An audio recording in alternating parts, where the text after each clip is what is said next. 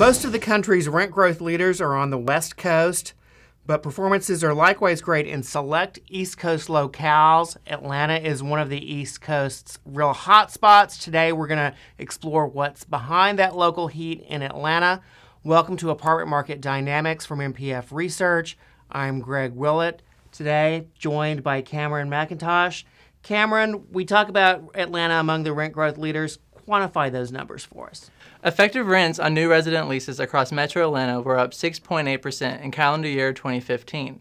As shown on the chart here, these big-time rent levels have been growing for a full 2 years now. While these are impressive by national standards, it's even more so by comparing Atlanta's local apartment standards. The last time that Atlanta saw rent growth at these levels were about 2 decades ago in the early and mid-1990s. Cameron, there really is a back-in-the-day sort of feel when you look at these rent growth numbers, and that's really true for what's happening in Atlanta's economy as well. Occasionally, this one really gets going, becomes this huge job production engine, and that's really happened in the last 2 years when annual job production has averaged just a hair under 90,000 jobs, and that translates to annual growth pace of 3.6%. So as you're doing that, that means you're getting lots of apartment demand starting to emerge. And in fact, in 2015, Atlanta moved into that top 4 position for apartment absorption. We've got a graphic here for you. Still Dallas-Fort Worth, the leader across the country as it has been throughout this cycle, and the leader by a pretty big margin. But then you have Houston, Washington, D.C., and Atlanta, all at pretty similar levels. Specifically, Atlanta absorbed 12,484 units in 2015. Demand in Atlanta came in well ahead of completions, which totaled 9,076 units in 2015. Thus, occupancy increased 110 basis points over the year to reach an even 95%, Greg. Technically, that is the highest level that Atlanta has seen since 2006, where it was just at 95% for a brief stint, about 5 minutes. But the last time that it consistently saw occupancy levels above 95% was that 1997 to that 2001 time period. So great occupancy. If something's going to go wrong in Atlanta, history would suggest it's that we're going to overbuild. So let's look at what is happening with those construction numbers. So right now in Atlanta, we have 13,760 units on the way. That sounds like quite a bit, but really from our perspective, it's fairly restrained. And we're going to give you a couple of comparisons here that illustrate that point.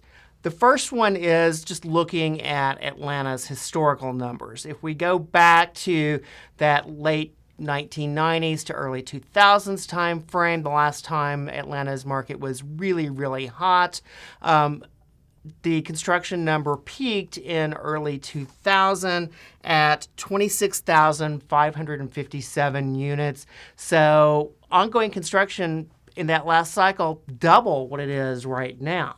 A second interesting perspective on the Metro's building activity comes as you compare near-term inventory growth in Atlanta to those other key demand centers. Looking at the 4 markets we highlighted earlier as the country's apartment absorption leaders, within that group, Atlanta has considerably fewer apartments currently under construction, which translates to an inventory expansion rate of about 3%, which is lower than the other 3. So again, we think these are fairly restrained numbers for the Metro overall, but if you go to industry events or talk to active developers out there, what they'll tell you over and over again is it's really tough to get a project going in the suburbs in Atlanta.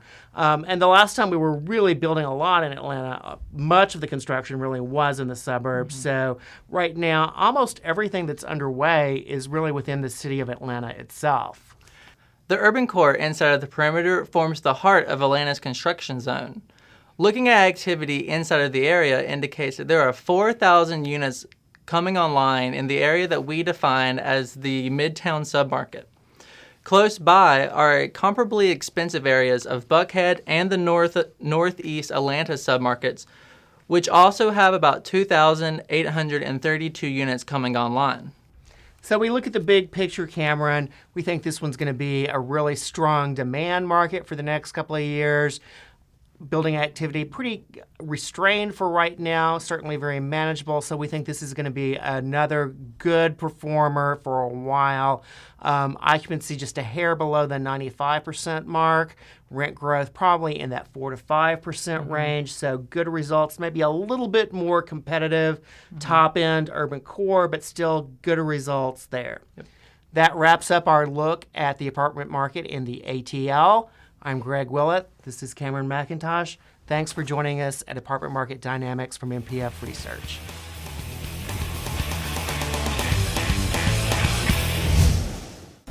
Want more? Go deeper with NPF Research's apartment market reports. From a national level, down to individual metros, to specific neighborhoods, NPF Research has been providing unparalleled apartment market intelligence to the multifamily industry for almost 5 decades. Learn more by contacting us at 877-284-4938 or visit www.npfresearch.com and click on Market Reports.